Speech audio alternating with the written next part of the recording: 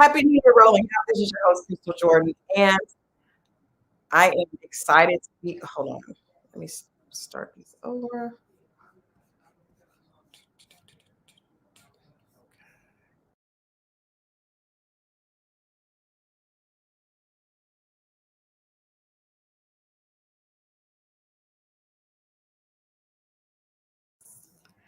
Okay, we're back. Happy New Year, rolling out. This is your host, Crystal Jordan, and we are excited to start 2024 out with, of all things, Black love. And you guys know, whenever the conversation of Black love is discussed here on Rolling Out, our guest for today is definitely a big part of that conversation. We have Tommy Miles back for another season of Ready to Love. And so we're going to get into the conversation with him and hear how he's working to bring more Black love to more Black singles in 2024. Good morning, Tommy. Good morning. Good morning, Crystal. How you doing? I'm good. Happy New Year to you. Happy New Year to you. It's a new day, a new beginning, 2024, baby. Absolutely. And you once again are back at it, bringing love to Black singles in your home state, back in Yep. Texas. Yep. Yep. We are now in Fort Worth. So we were in Dallas. Now we're in Fort Worth. So it jumps off next Friday. And oh my God, get ready, get ready. Before we get into the new season, we have been a fan. Rolling Out has been on this journey with Ready to Love from the very first season, which started here in Atlanta. I want to give us a little bit of just your perspective, because you've been able to see how the show has evolved. It's become one of those water cooler shows that people talk about on social media. What do you think the fans really love about this show that keeps getting bigger and bigger every season? You know what it is? I think everybody likes to see Black love come together. So everybody's at home rooting for certain people, and you get attached to certain people on the show, and you're like, oh my God, I want her to be with him, I want him to be with her. And it's not, at first I thought this was going to be a show that just ladies watched. Yeah. But that is not the case. Mm-hmm. There are men watching it with their wives, watching it with their girlfriends, and it has become just a household brand where everybody wants to tune in and see if there's a connection made, because everybody likes to see a connection. Everybody wants to see somebody walk away holding hands and they found it.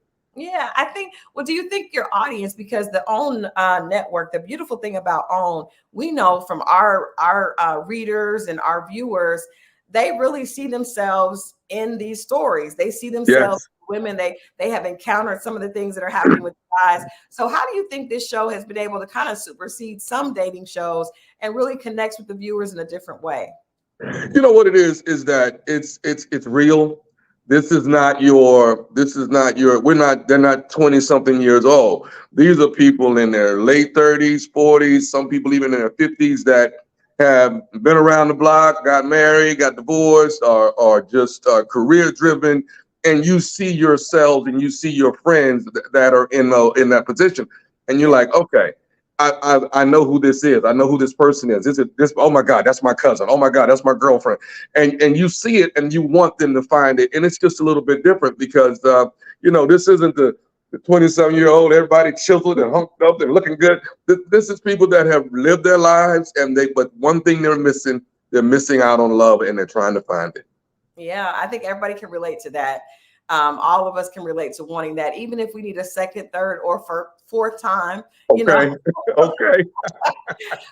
Let's talk about some of your favorite moments, because like I said, I'm excited about Fort Worth, but the show has gone through so many changes. You guys did 2 seasons in Atlanta. You did 2 seasons in the DC area, 2 seasons in Miami. Like, what are some of your most favorite memories from the past seasons of the series? Oh my God. You know what's funny is Crystal, is like we did Houston. Right. We did 2 in Houston, but one of them in Houston was actually on a resort because COVID had happened. So we pretty much created our own bubble, right? And it is just so funny when these people were locked in on this resort. You couldn't go anywhere. So now you're getting really close. Oh, yeah. So what was amazing, and nobody knows this. So what's amazing is everybody's in a resort. They're all on it's kind of like a hotel setting with the whole, everybody's got their own room. And so I couldn't sleep. So at night, I would go sit in the control room, Mhm. and the cameras are on the hallways, right? Oh my God. So so I'm sitting there and I'm just watching and nothing's happening. Then all of a sudden you just start seeing people creeping out of their rooms, going to this room, going to that. I was like, oh my God. So it's some crazy behind the scene moments that are just amazing. But just when you're talking about what you guys have seen that has just I just like when I see a connection like DC. Oh my God, give me the names. Clifton. Yeah, Clifton Clifton and Boy. Clifton Yeah, and Clifton and Joy made an incredible connection. I love that. They're still together to this day. I think they even got married. I'm not sure, yeah, they got but married. Yep. when I see a connection, that's the excitement. When I look back on all the seasons that we've done, and I see some people that are still together, or see some people that got together that you had no idea were going to get together. So Yeah. that's the joy in it all for me is that we set it up, we put it out there, put it in your face, and the connection was made. Whether it was made on the show or whether it came later down the line, we Yeah. made the connection. Well, let me ask you this as a, because you do a great job of giving the male perspective. And because we know that there's a majority female audience, and sometimes it's great to hear that male perspective and even being able to give the guys some good, big brother advice. I Right. want to ask you, Tommy, because to me, because I've been watching the show from season one, those couples that connect early on, when the man looks at the woman and he sees that's what he wants. You saw Right. it in season one with Mike and Shay. It might not have worked out, but we know Mike knew what he wanted early on, Right. right? Right. Cliff knew he wanted Joy. Even Cornelius and Camille that just got married, they never really had another connection. It was just the two of them from the beginning. How powerful is that visual for a man when he sees what he wants and is intentional about going after it? You know what? Once you see it and once you're locked on it, there is no second option. You know what I mean? There is no second option. There is no I'll try something else. No. Once you're locked on what you want, that's Mhm. it, and you're going after it. Now, whether you get it or not, so be it. But we are channeling in on what we want, and we're not going to be sidestepped on any kind of way, man. No way at all. And I love it when I see these guys that have decided, Tommy, I want that. I Yeah. want that. I ain't trying to. You sending me out on dates with these other people. That's not what I want to do. But Mhm. and it's my job. I'm sorry. It's my job to make them move around and try to explore other people. But when these guys are locked in, you can't change their minds. Yeah. Now, do you think that women are the same, or do you think women are a little bit more open to kind of getting to They're a know? little more open. They are a little more open. They're a little more open. They don't mind saying, "Okay, Tommy, I'll give it a shot. Let me step out of my comfort zone. Let me get away from what I've been doing." Because I'm always telling them, whatever you've been doing, it's not working. So let's try something a little different. And the ladies don't mind stepping out. The guys are like, Tommy, that's not me. I'm not doing that. I don't want to do that. I want that, and I don't want anything else. So yeah, but I like it that the women are a little bit more open. Yeah. All right. Well, let's talk about Fort Worth, because I feel like Fort Worth is that neighbor. You guys you did Dallas, and you had Right. quite an explosive season in Dallas. Woo, woo. And now we're going to Fort Worth. What are you excited about? Because I don't think that we got some of the audience is so tied in. We almost feel like we lost when some of the people don't, those love connections aren't When made. that connection doesn't happen, right? I think you're going to be a little bit more satisfied this time around with Fort Worth. It's going to be a good, exciting. It's always going to be a roller coaster ride, but I think you're going to see some great connections, and you're going to see them early. And just like you were talking about before, you're going to see some guys that have decided, oh no, I want that, and I'm not changing from that. But you're gonna fall in love with these people between the first two episodes. You're gonna fall in love, and you know how it is when you watch it for the first day or the second episode. You're like, I'm riding with them. You put it up here and say, I'm riding with that person and that person, and I want them two to connect. And you start putting it together at your house, and that's why it's water cooler talk, because Mhm. everybody's trying to mix and match on who they want to be together. But this is an exciting season to come with Fort Worth, and of course I'm throwing curveballs. That's what I do. And so be ready for that, because I'm throwing something that you have never seen before. That's what I And was going to ask you, because I wonder, when people sign up for these shows now, when the first season, you guys had this authentic cast because they had no idea what was happening, right? Right. Now people have kind of watched the show and they kind of see, but you come with these curveballs. If we don't stay ahead of the audience and make sure not ahead of the audience, ahead of the contestants, right, then they're gonna already be over here trying to play a game. Yeah. And I don't want them playing a game. I want you finding love. Yeah. So if you over here trying to mix and match or trying to figure out who's gonna get eliminated, if you come in playing that game, I'm gonna shut you down. Yeah. So my thing is, all you got to do is stay on course to try and find love. But in order for me to keep you on course, I got to throw you curveballs because you've been looking at the last few seasons saying, oh, I know what they're going to do. Absolutely. I know what no, you don't. You have no idea what Tommy going to do over here. Tommy got some tricks up his sleeve. Tommy got tricks, baby. I love it. Well, let me ask you this, because the audience, a part of this show is, yes, you're trying to find love, but you also want to stay in pocket so that you get the opportunity to stick around with your person, right? Because if you don't nurture those relationships with the rest of the cast, you could end up going home if you only have one connection. So what's your formula of what part of it is playing the game and understanding the dynamic, and what part of it is authentically actually just really focusing on that love connection? I think it's of course you're going through this journey and we got it lined up a certain way that you have to do it. But if you got to stay true to yourself and then stay true to whoever it is that you're trying to make a connection with. If you get to the end and you find nothing, what do you gain? You gain nothing. So you got to stay true to, I know what I want. I know what my preference is. I know what my goals are, and I know what this person has. Do they check all the boxes for you? And if they don't, then if you get eliminated, I wouldn't be upset, because guess what? It wasn't going to work out anyway. So you gotta really be true to yourself and say, I want to make it to the end. But what do you get at the end if the love is not there? So you got it. You made it to the end, but guess what? You still in the same position you were at the beginning. You got nothing. So when you fussing and fighting and trying to get to the end just to be at the end, it makes no sense. So my thing is, stay true to yourself and stay true to the things that you're looking for in a partner. And if it's there, it's there. If it's not, then out of these 20 people, it wasn't there for you. Yeah. Yeah. Do you think that people, because I think every opportunity allows us room to grow, right? Yep. So what are some of the lessons that you think you've watched some of your contestants or some of the singles learn, over the last few seasons? I think they learn a lot about themselves.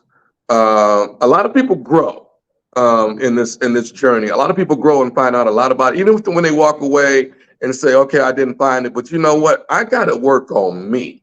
And I see the things that have come out over this journey. And now I see what I need to fix about myself. Before I go and try to get into any other relationship, here are some things I have to work on.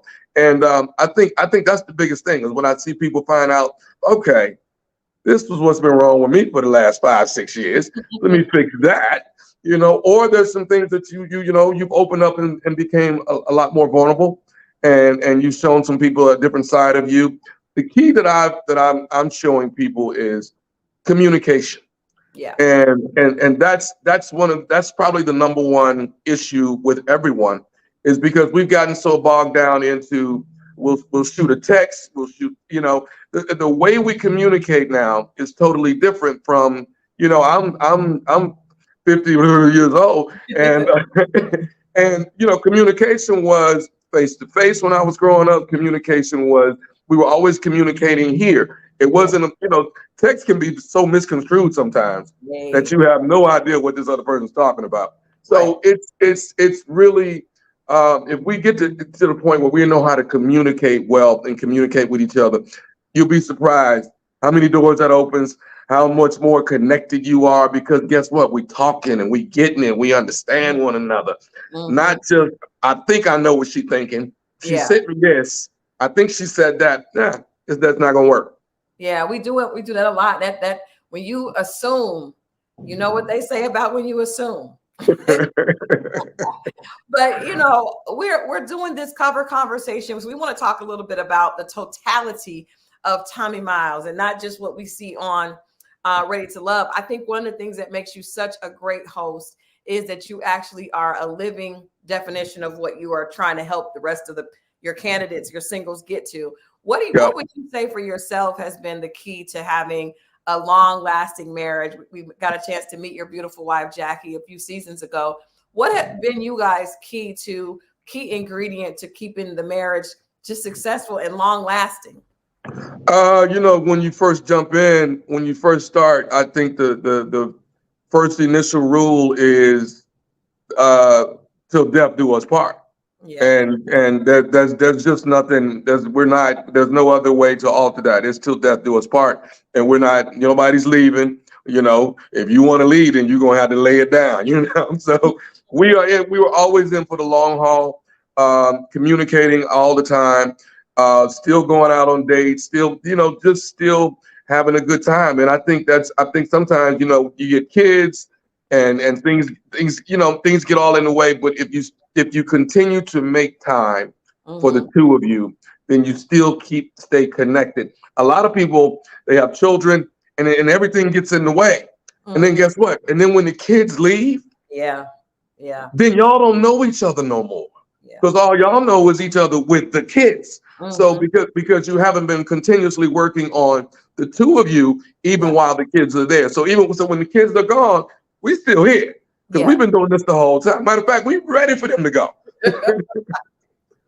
Let me ask you this. I was having a conversation with some young guys at the office, and one of them was saying, I don't necessarily think that it's important for a man for his wife to be his best friend. Where do you see that? Do you think it's important when you're looking at a life partner for that person to truly be your best friend, or do you think it's defined differently from a man's perspective? I think it's good for your spouse to be your best friend. I have a couple of male best friends as well. But for your wife to know what you're going through, your partner to know what you're going through, because I'm going through I got a lot of ups and downs and twists and turns in this entertainment business. Yeah. So you got to be able to lean on somebody, and be able to say, look, man, close the door. Let me tell you what's going on. Let me tell you what happened today. And to be able to bounce that off of her and let her know what my issues are and what I'm going through. And, here I am about to take the stage and it's 2,000-3,000 people out there. You want to be able to confide in somebody, or you want that person that's that cheerleader that's saying, hey, you got this. Yeah. And you need that. For me, from where I stand, I don't know if most men are that way, but if your spouse is not in the back rooting for you, then we got an issue here. So that's important to me, to be my best friend. Absolutely. Well, you mentioned comedy, and we know that that's a big part of what you do. We hear you every morning on the radio. We know that you're around the world. And I got to tell you, Tommy, comedians, it's a lot going on with your people. It's happening. I think it started a couple years ago at the Oscars with Chris Rock. It just has continued to be a lot of drama around comedians. So I want to ask you, what, especially as of the last couple of days, I think that comedians have a different perspective, and I've always admired the way they see the world, because it's a certain intellect that's able to look at everyday occurrences and make people laugh from it. What do you think is, because there's a lot of people that, be it Dave Chappelle and certain communities being upset because of his authenticity, and there's the fight for comedians to still be able to remain authentic. And then there's comedians going back and forth. What is your Tommy's take on what is happening? You know what? Tommy stays in Tommy's lane. Tommy is always trying to just bring laughter and joy to everybody. We are, as comedians, it's our job to sometimes we take tragedy and we flip it into comedy. That's what we do. I think we should be able to say what we want to say and do what we want to do. That's how can we bring you to comedy if we can't talk about those subjects that you are now, barring up that we're not supposed to touch anymore. So we need that. We want to be free. When we hit that stage, we want to be able to say whatever we want. And that's why you come see us, because you want to see us free. You want to see us say the things that actually, by the time we hit a subject, you're like, oh my God, I was thinking that. I just wasn't going to say that. But we are the people that should be able to say it. And, for my brothers that are in this game, and we've been in this business, it's a fraternity within itself. we go through bumps and bruises with each other, but I just hope in the long haul that we get back together and we respect each other as men and women. Yeah, absolutely. What's the best part to you? Because we see you do so many things. You're on the radio, your crank calls are still hilarious, but you can go out and command a crowd and be in front of people. And then of course we see you hosting on Ready to Love. What keeps Tommy going? What motivates you? And what do you enjoy the most out of all the hats that you're wearing? Out of all the hats, oh my God! You know what's the I come from theater, is my background. So it's always the stage. I'm always whether I'm in a play, whether I'm doing stand up. It's just the adrenaline I get, and it's just amazing when you're out there and you got people in the palm of your hands. It just feels good. It's what keeps me going.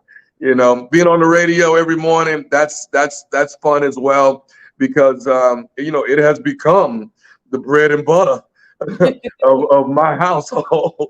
And now Ready to Love. Here I am, season number 10 getting ready to happen. We've already completed 100 episodes, so that's the blessing as well. So when you start putting on this hat and that hat, and then every blue moon I jump into a movie here and there. So that's what we're focusing on. A little bit more movies. Okay. And hopefully we'll be at the Oscars and nobody slap me in the face, Absolutely. Well, before we let you go, I just, Tommy, every time you come through, I ask you for just give us a little bit. Now we know that you're coming out next Friday, but okay. Give us a little something that we can look forward to. We know you can't give us any spoilers, but give us something. Come on, we're doing a cover. Give me something. Give us something. Ladies and gentlemen, boys and girls, get ready, because this coming Friday, next Friday, all right, next Friday, January the 12th, you do not want to miss it. Ready to Love, Fort Worth. I got twists and turns. I got curveballs. I got love. I got some three-way love. Did I say that? Uh-oh. Okay. Oh, let's call it a triangle. I got triangle love. I got a lot happening, so you don't want to miss it. Make sure you tune in only on the OWN Network, hosted by yours truly, Nephew Tom. Thank you so much. We love you, Tommy. We look forward to seeing you next Friday, January 12th, right back on OWN. We're tuned in, 8 p.m. Eastern, Ready to Love. Thank you. Thank you, Crystal. Thank you. Bye. All right, there you have it. 2024, we are here. Again, I think the best way to start this year out, of course, with the promise of love. We don't know if the singles are going to get it right this time, but at least there's a promise of love. Always a pleasure to talk to Tommy Miles. Make sure that you're tuned in and you can hear more from this conversation and what Tommy has coming up on rollingout.com. This has been your host, Crystal Jordan, and I'll see you guys next time.